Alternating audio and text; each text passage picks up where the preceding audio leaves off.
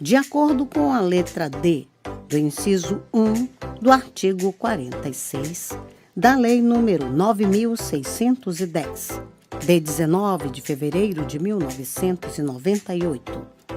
Distribuição gratuita. Proibida a venda e comercialização. Prezados, alguns dos nossos audiolivros podem constar falhas no final das faixas de áudio. Infelizmente, é irreversível, pois os mesmos foram gravados em fitas cassetes. Agradecemos a sua compreensão. Seja muito bem-vindo ao canal da Biblioteca Braille do Estado do Amazonas. Devido a fatos recentes de questionamentos associados a direitos autorais, venho informar que o canal não obtém qualquer tipo de lucro com a publicação dos audiolivros. Levamos a acessibilidade para as pessoas com deficiência visual. Caso você seja autor ou proprietário dos direitos autorais de algum audiolivro publicado aqui no canal, peço que faça contato via e-mail ou através dos comentários, que se assim for determinado, o audiolivro será retirado do ar. Relembrando, não queremos e não obtemos nenhum tipo de lucro com as visualizações. Nosso objetivo é levar a acessibilidade para as pessoas com deficiência visual. Agradecemos pela sua atenção. Livro postado por Larissa Martins. Se você gostou, deixe seu like e se inscreva no nosso canal.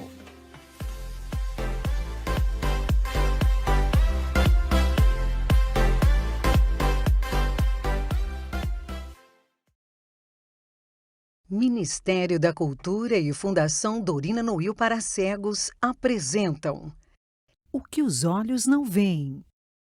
Lei Federal de Incentivo à Cultura, Patrocínio, Bradesco, Libes Farmacêutica, Banco Safra, Transpetro, IBM Brasil e Empresas Rodobens, Instituto Votorantim, Cielo, Telemon Engenharia de Telecomunicações S.A., Alupar e CEMIG, Instituto Tortuga pela Valorização do Cidadão e Transmissora Aliança de Energia Elétrica S.A., Taesa, Kraton Polymers do Brasil Indústria e Comércio de Produtos Petroquímicos Limitada, Cushman & Wakefield, Omni S.A. Crédito, Financiamento e Investimento, Planserve Engenharia, Concessionária de Rodovias, TEB, Isapa Importação e Comércio Limitada,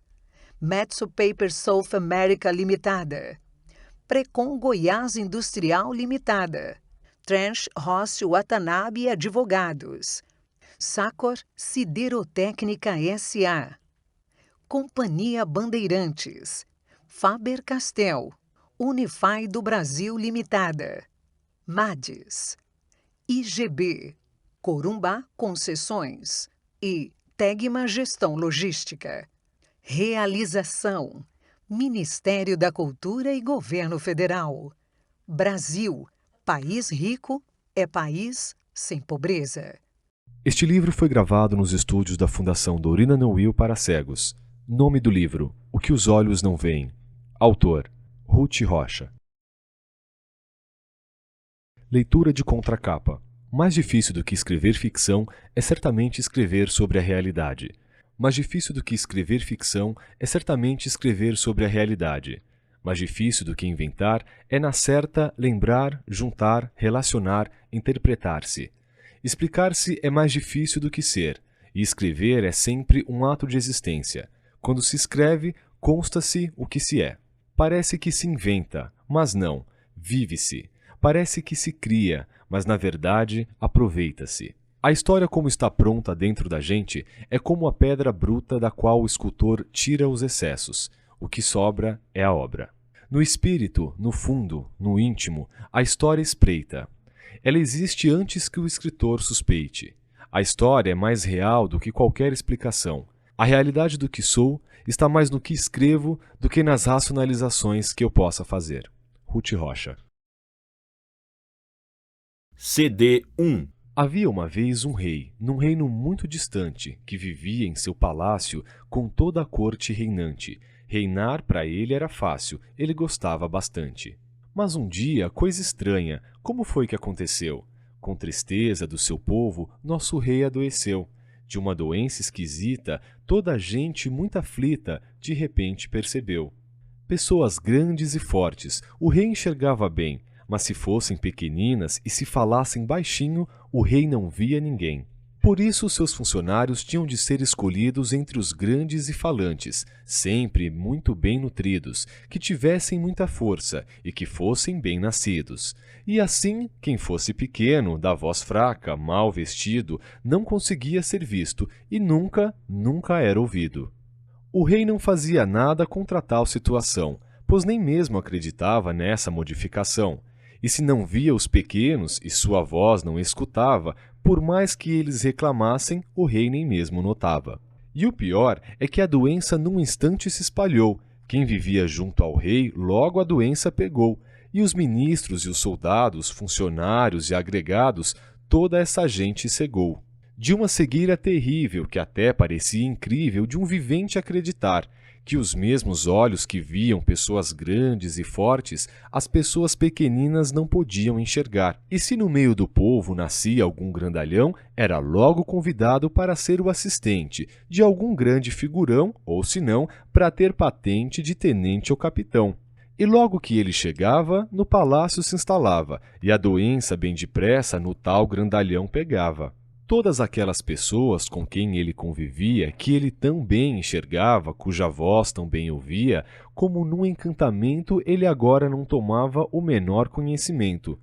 Seria até engraçado se não fosse muito triste, como tanta coisa estranha que por este mundo existe.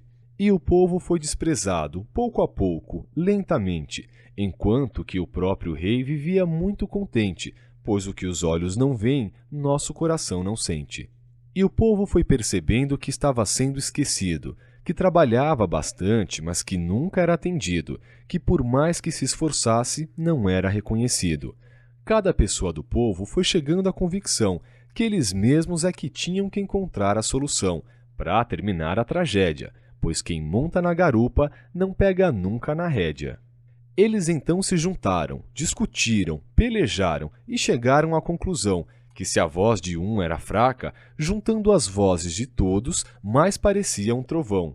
E se todos tão pequenos fizessem pernas de pau, então ficariam grandes, e no palácio real seriam logo avistados, ouviriam os seus brados, seria como um sinal. E todos juntos, unidos, fazendo muito alarido, seguiram para a capital, agora todos bem altos nas suas pernas de pau. Enquanto isso, nosso rei continuava contente, pois o que os olhos não veem, nosso coração não sente.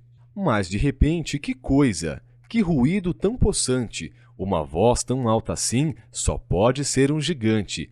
Vamos olhar na muralha! Ai, São Cifrônio, me valha neste momento terrível! Que coisa tão grande é esta que parece uma floresta? Mas que multidão incrível! E os barões, os cavaleiros, ministros e camareiros, damas, valetes e o rei tremiam como geleia, daquela grande assembleia como eu nunca imaginei. E os grandões, antes tão fortes, que pareciam suportes da própria casa real, agora tinham chiliques e, cheios de tremeliques, fugiam da capital. O povo estava espantado, pois nunca tinha pensado em causar tal confusão. Só queriam ser ouvidos, ser vistos e recebidos, sem maior complicação. E agora os nobres fugiam, apavorados, corriam de medo daquela gente, e o rei corria na frente, dizendo que desistia de seus poderes reais. Se governar era aquilo, ele não queria mais. Eu vou parar por aqui a história que estou contando. O que se seguiu depois, cada um vai inventando. Se apareceu o novo rei ou se o povo está mandando, na verdade não faz mal, que todos naquele reino guardam muito bem guardadas as suas pernas de pau. Fim do livro O que os olhos não veem. Este livro foi gravado e masterizado nos estúdios da Fundação Dorina Noil para cegos, sem fins lucrativos, para uso exclusivo de deficientes visuais, sendo proibida a venda, reprodução e comercialização.